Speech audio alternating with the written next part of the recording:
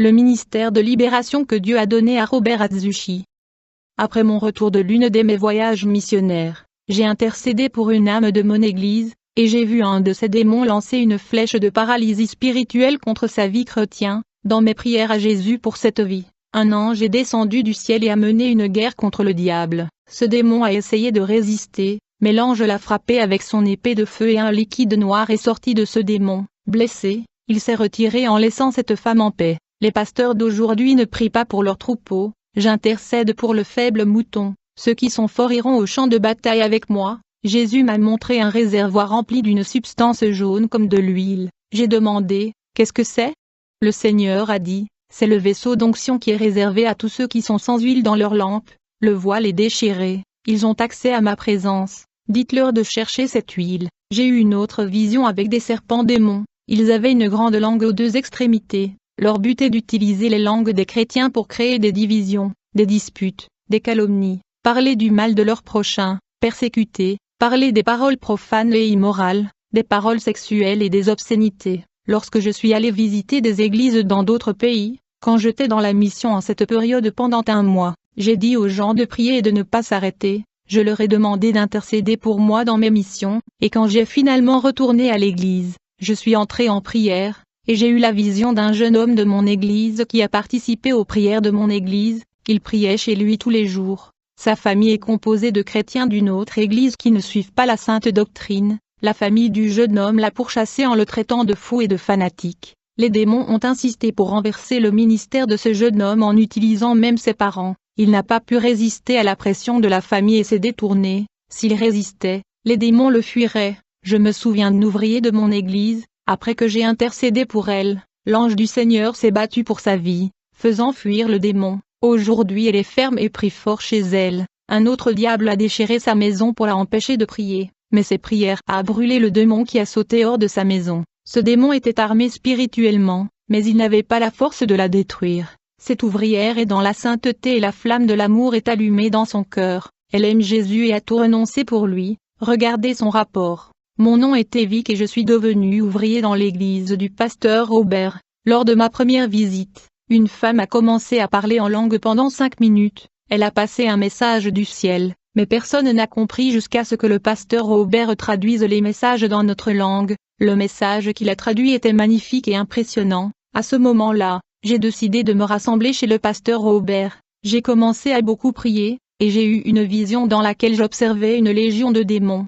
préparant une place en enfer pour le pasteur Robert. Ils ont quand même l'espoir qu'ils gagneront son âme. Je lui ai transmis la vision. J'ai reçu une révélation de Dieu avant que la travailleuse Evic ne transmette la vision qu'elle avait. Le Seigneur a dit, faites attention, les démons dressent divers pièges pour vous renverser. Je suis allé visiter une église où Dieu m'a dit de le faire. Et il y avait une femme qui souffrait du cœur et prenait des médicaments, mais rien de bon ne se passait pour elle. J'ai prié pour elle, et j'ai eu une vision dans laquelle un sorcier faisant un travail de magie avec des épingles. Cette femme sentait une douleur dans le cœur, et elle n'est tout simplement pas morte parce qu'elle était une chrétienne obéissante, mais elle n'aimait pas prier car elle trouve là pour la prière la brûlée difficile comme un sacrifice. À cause de cela, elle a perdu la couverture spirituelle et a été touchée directement par l'attaque du magicien. J'ai prié pour elle et j'ai vu des épingles spirituelles qui la transperçaient de l'intérieur par la bouche. Elle a été libérée de l'oppression perverse. Le pasteur de l'église où elle se réunit prêche la sainteté,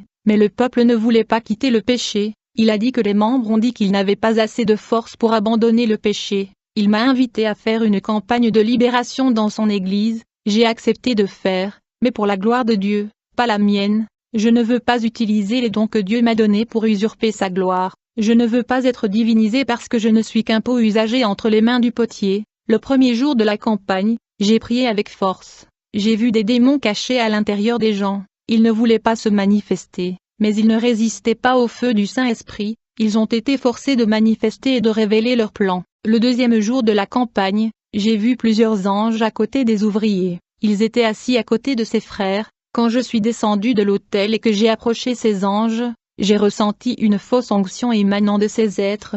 Une énergie négative est sortie de ces anges et est entrée dans les corps des frères. Ils se retournèrent et rigolèrent de manière incontrôlable. Cette énergie jaune semblait être le feu de l'Esprit Saint qui circulait dans l'église. Cette énergie émanait des anges et tentait de pénétrer en moi. mais échouait parce que j'avais le sceau du Saint-Esprit qui la bloquait. Jésus m'a permis de ressentir la sensation de cette énergie qui ressemble beaucoup à l'onction du Saint-Esprit. Cette énergie peut tromper les gens en leur faisant croire que c'est l'onction du Saint-Esprit. Si vous n'avez pas le Saint-Esprit, vous pouvez être enveloppé et dominé par cette énergie. Si vous êtes dans le péché et qu'une force entre en vous, soyez prudent. Si vous cédez à cette énergie, ne soyez pas surpris si vous finissez par sauter, tourner en rond et rire de manière incontrôlable. Quand cette fausse onction arrive, elle peut dominer la personne et lui faire perdre le contrôle. Je donne toujours des conseils aux chrétiens qui sont dans le péché. Reprends et reprimande le feu étrange qui essaie de te posséder, et demande à Dieu de ne pas le laisser entrer. De toute façon, le Saint-Esprit ne vous utilisera pas si vous vivez dans le péché.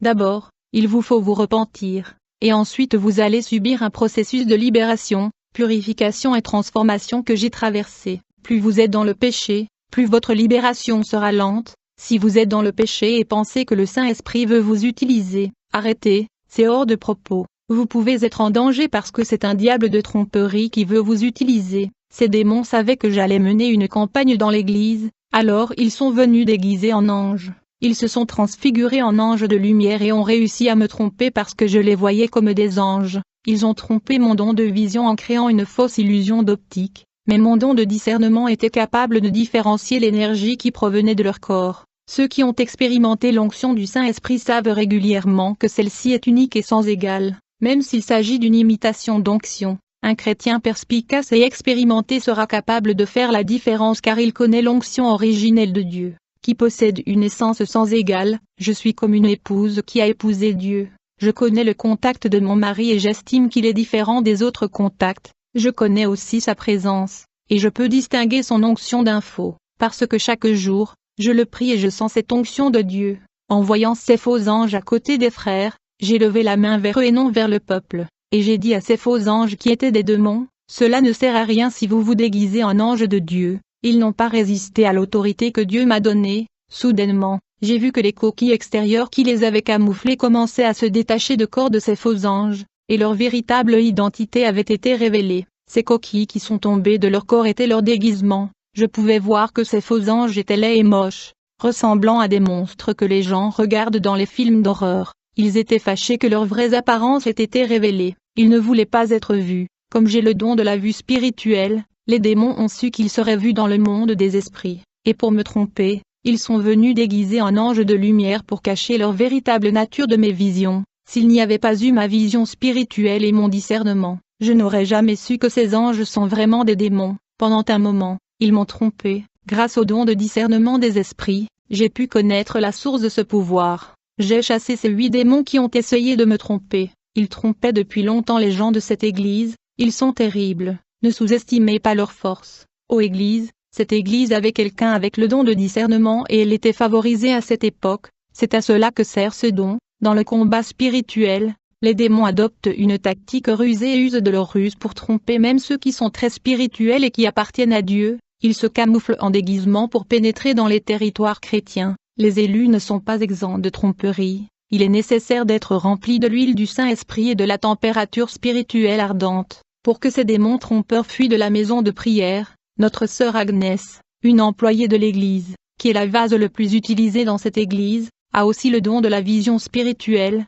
Voici son récit. Je suis la diaconesse Agnès et j'ai toujours vu ces anges se promener dans l'Église, ce qui a rendu mon cœur heureux. Quand je les ai approchés, ils ont fini par me sourire. Un de ces anges a touché mes seins. Je pensais qu'il était normal qu'un être saint agisse de la sorte, parce que je n'avais pas le don de discernement. J'ai été trompée, je ne pouvais pas sentir l'onction de ces anges, je n'ai rien senti. Tout était normal et même si je sentais leur présence, je ne pouvais pas distinguer la fausse onction de la vraie. Maintenant, je comprends qu'il est nécessaire d'avoir une sensibilité spirituelle pour savoir comment différencier l'origine de la source de l'onction. Le pasteur Robert m'a appris en pratique que le don de vision sans discernement ne libère personne de la tromperie. J'ai le don de la vision, je vois des anges et des démons, mais quand un mauvais esprit se déguise en ange, je ne peux pas distinguer le faux de la vérité parce que je n'ai pas le don du discernement de l'onction. Il faut avoir le don de discerner les esprits. Après avoir terminé la campagne, j'ai dit à l'homme de Dieu que l'Église devait maintenant beaucoup prier pour que ces démons ne l'aient pas trompé comme avant. Le pasteur m'a demandé: comment as-tu réussi à chasser ces démons déguisés en anges? Et pourtant j'ai aussi prié et ils ne sont pas partis. J'ai prié Dieu de me révéler pourquoi ce pasteur ne pouvait pas vaincre ses démons. J'ai eu une vision d'une balance. Cette balance était très lourde sur le côté gauche et sur le côté droit était presque en apesanteur. Sur le côté gauche, j'ai vu des viandes pourries et sur le côté droit, seulement une pierre dorée. Le Seigneur dit, dis-lui que ses iniquités pèsent lourdement sur mon équilibre, et que quand ses péchés seront plus lourds, mes mesures seront pénibles pour sa vie. La chair pourrie que tu as vue à l'échelle de gauche sont ses péchés, et la pierre dorée que tu as vue, c'est sa sainteté. La bonne échelle qui devrait être pleine de pierres dorées signifiant ma pureté. Vous n'avez vu qu'une pierre. Pour cette raison, je n'ai pas entendu ses prières. Il a perdu son autorité dans le monde spirituel et les démons n'ont pas peur de lui, et ne sont jamais partis par ses prières. J'ai transmis cette révélation au pasteur. Il a reconnu ses défauts et a déclaré qu'il était un fan de football, qu'il regardait beaucoup les matchs de football, et qu'il était toujours un fan. Il avoue qu'il joue en short, et se bat lorsqu'il joue à des jeux. Il a également dit qu'il parle beaucoup d'immoralité.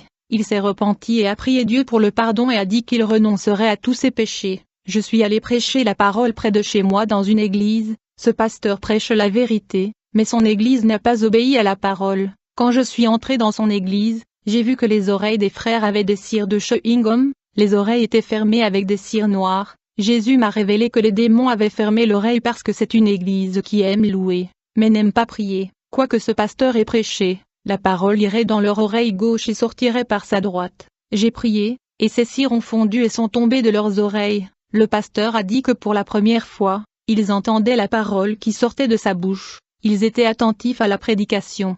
J'ai dit au pasteur qu'ils avaient été mis en liberté lors de leur audition pour écouter et obéir. Ce berger marche dans la sainteté car le Seigneur m'a révélé sa vie. Le seul problème était qu'il n'a pas assez prié et il est resté spirituellement faible, et à cause de cela, un démon jeta un javelot d'infirmité dans son cœur, mais il ne m'a pas dit qu'il avait un problème dans son cœur, mais Jésus m'a révélé son problème. Quand je lui ai parlé de son problème, le berger a pleuré. J'ai prié pour lui et j'ai vu une aiguille sortir de sa poitrine. Jésus a dit, dis à mon serviteur qu'il ne mourra pas car j'ai ajouté 20 années de plus à sa vie. Et donc j'ai transmis les révélations au pasteur et je suis entré chez moi. Un évêque d'une église néo-pentecôtiste m'a invité à prêcher dans son église. J'ai accepté de prêcher dans son église. Quand je suis arrivé à l'église de l'évêque, elle m'a bien reçu, mais le Saint-Esprit m'a fait sentir mal.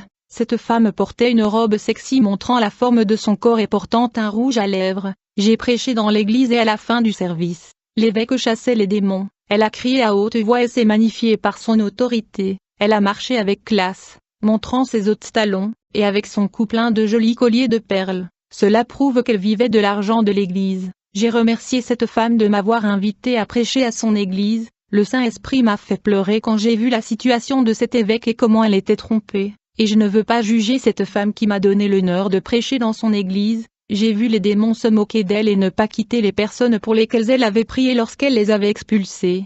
Les démons ont prétendu être réduits au silence pour tromper les gens qu'ils ont été expulsés et chassés. Les personnes possédées se sont manifestées, provoquant la crainte et le choc du public, puis se sont calmées, et pendant un moment, les manifestations ont cessé et le peuple diabolisé est redevenu calme, mais j'ai vu que les démons étaient toujours à l'intérieur de ces personnes, ils ont cessé de paraître pour que tous pensent qu'ils étaient partis. L'évêque m'a appelé et m'a dit de ne pas partir, elle m'a demandé de prier pour elle. L'évêque m'a dit qu'il y avait un très grand vide dans sa poitrine. J'ai prié pour elle en mettant ma main sur sa tête. Un terrible démon s'est manifesté et a dit, « Son âme est à moi, je l'habite, je l'ai trompée, et je l'ai utilisée comme je le veux. Je l'utilise dans la guérison, la prophétie et les révélations. Je l'utilise pour deviner la vie des gens. Vous n'allez pas ruiner mon plan. » Quand le diable a dit ces choses, je l'ai réprimandé et l'ai expulsé de sa vie. Toute l'église n'a pas cru à cet événement parce qu'il pensait qu'elle n'avait pas de démon. Elle a été libérée et soulagée après sa libération.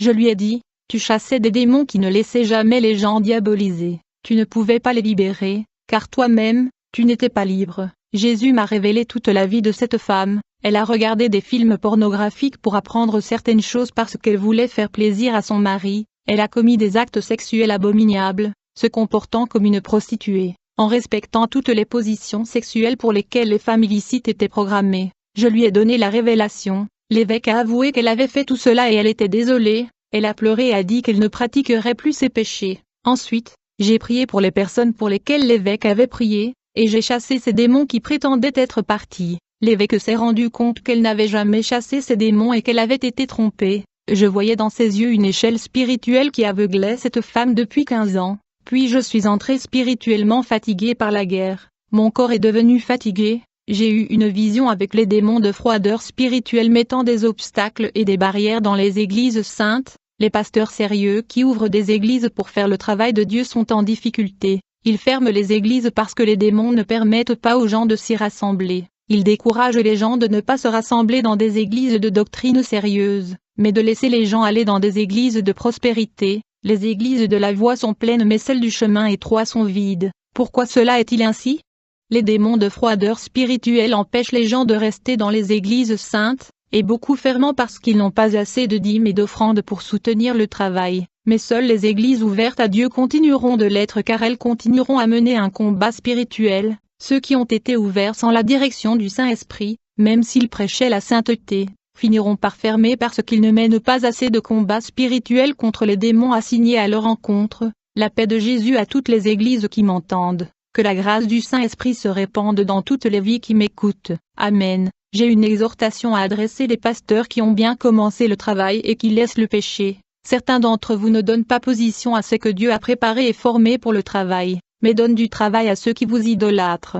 Dans les institutions religieuses charnelles, les démons opèrent librement avec leurs agendas diaboliques et leurs stratagèmes rusés. Beaucoup de ces églises ont voulu détruire mon ministère avec de fausses calomnies et de scandales. Beaucoup de bergers voient le péché de leurs troupeaux, mais ils ne le dénoncent pas. Ils omettent de parler du péché, de fermer les yeux et de prétendre qu'ils ne peuvent pas voir. Ils reçoivent les dîmes et ne parlent pas de péché pour pouvoir avoir cet argent tous les mois. Si vous ignorez le péché, vous devenez des participants et des corrupteurs d'âme. Vous ne pouvez pas tromper Dieu. Les yeux du monde spirituel sont sur vous. Une légion de diables et d'anges surveille ce qui se passe. Le Saint-Esprit est partout sur la terre et voit tout. C'est omniprésent. Vous voulez tirer parti des brebis naïves et ignorantes du monde des esprits, mais vous signez vous-même vos propres pertes.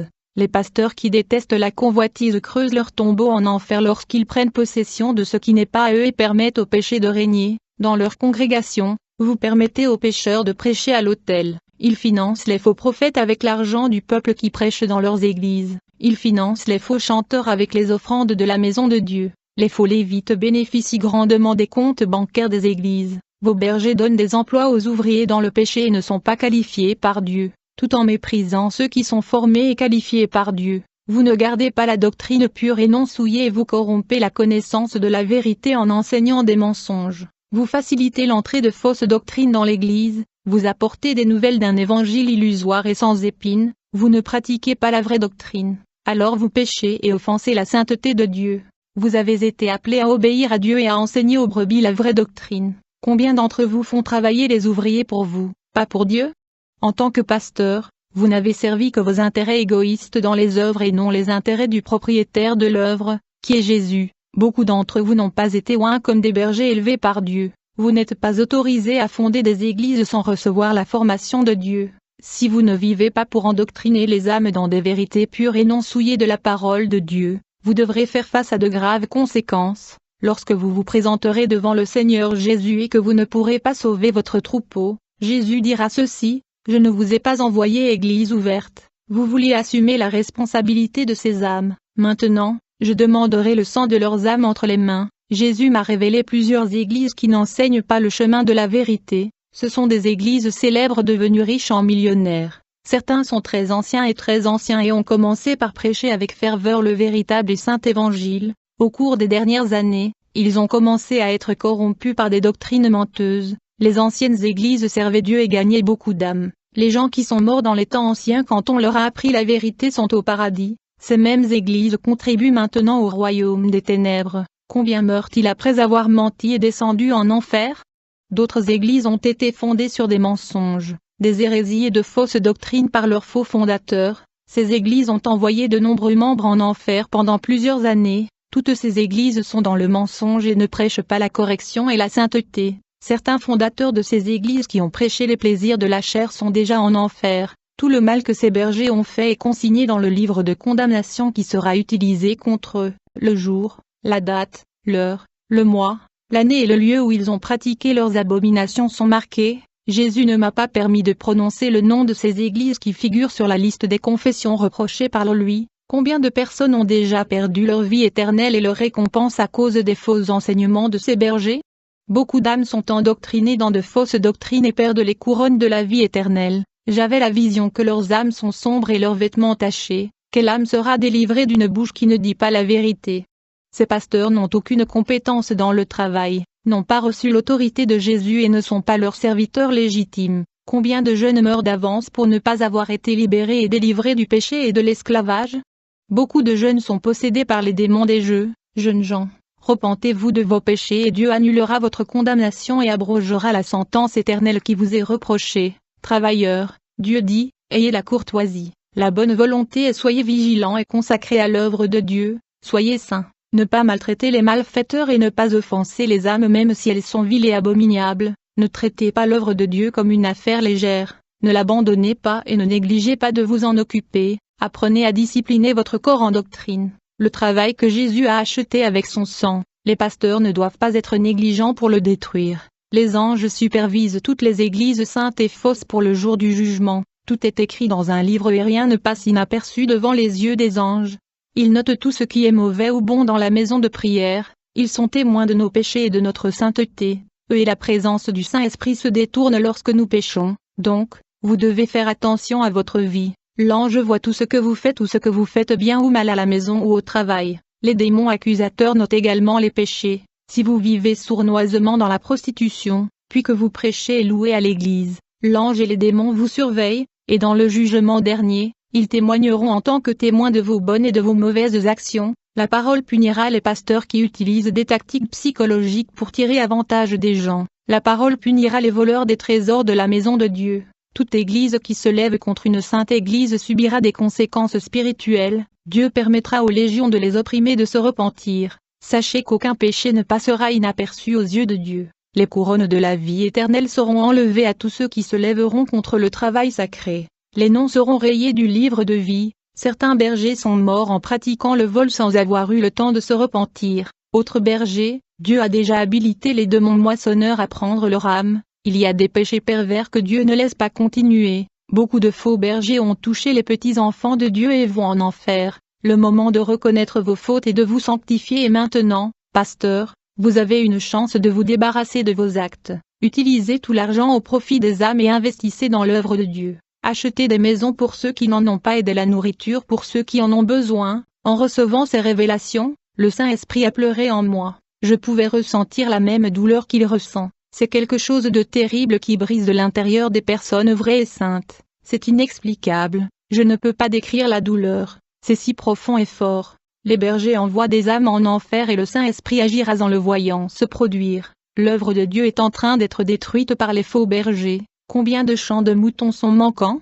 Vous, pasteurs, commettez les mêmes péchés que d'autres pasteurs qui sont déjà décédés. Ne savez-vous pas que le travail ne vous appartient pas, mais il y a une autorité qui dépasse de loin vos responsabilités? Vous traitez le travail avec négligence et encouragez la divergence par rapport à la vraie et sainte doctrine. Vous êtes si imprudents que vos péchés s'accumulent devant Dieu. Vous savez quoi faire en tant que pasteur, chaque poste enseigne quoi faire. Après cette révélation, j'ai marqué un jour de vigile avec l'Église. Le Saint-Esprit a eu un impact sur la nuit de notre veillée, en atteignant des personnes qui ne font pas partie de notre ministère. J'ai eu une vision avec plusieurs loups noirs aux yeux rouges qui rôdaient autour de l'Église. Une voix a dit, « Ce sont les démons canins. » Ces démons sont entrés dans l'Église avec un air de bêtes féroces. Quand ils se sont approchés de nous, ils sont devenus doux, sans action et sans calme. Ces démons à quatre pattes étaient immobiles et toujours près de nous. Je me suis souvenu du passage de Daniel dans la fosse aux lions où ils ne l'avaient pas touché, mais ils avaient brisé les méchants. J'ai eu une vision des démons marchant avec les loups dans la chaîne qui sont les mêmes que ceux qui ont essayé de nous attaquer. Les démons, quand ils ont vu les gens dans la rue, ont libéré les loups qui ont attaqué les gens de la ville. Quelle est la fonction de ces loups-garous?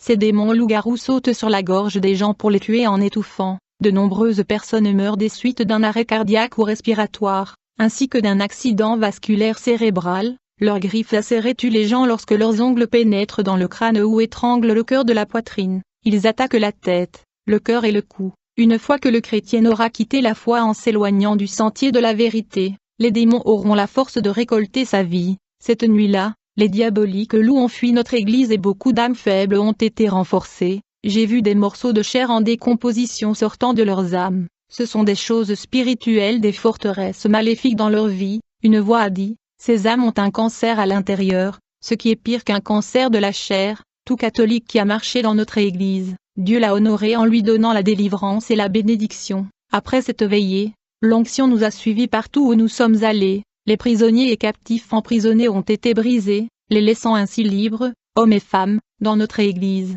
Nous ne sommes pas influencés par les livres des vendeurs de mots et nous ne suivons pas la théologie de l'homme. Le Saint-Esprit nous enseigne et nous rejetons toutes les brochures d'autres églises. Les églises où la sainteté est enseignée sont contrôlées par le Saint-Esprit et sont toutes liées à lui. Les églises qui sont subordonnées à Dieu gagnent des guerres. Les églises vêtues de l'armure de Dieu nées de la parole sont victorieuses. Ces églises étaient dans le cœur et les rêves de Dieu étant fondés, c'est le désir de Dieu de voir plus d'églises comme celle-ci. Ces églises qui se soumettent à vivre la parole reçoivent l'autorité conférée par Dieu sur les ténèbres qui règnent sur la terre. Ces églises ont le droit d'hériter de la vie éternelle en faisant la volonté de Dieu. Beaucoup d'âmes vont en enfer en adorant leurs bergers qui sont utilisés par Dieu. Ils ne glorifient pas Dieu pour l'utilisation de leurs bergers, mais ils idolâtrent l'homme et non pas Dieu qui travaillait tous en tous. Je ne veux pas des privilèges d'homme, car ma récompense est déjà gagnée. Je veux juste servir le peuple aussi longtemps que je vivrai.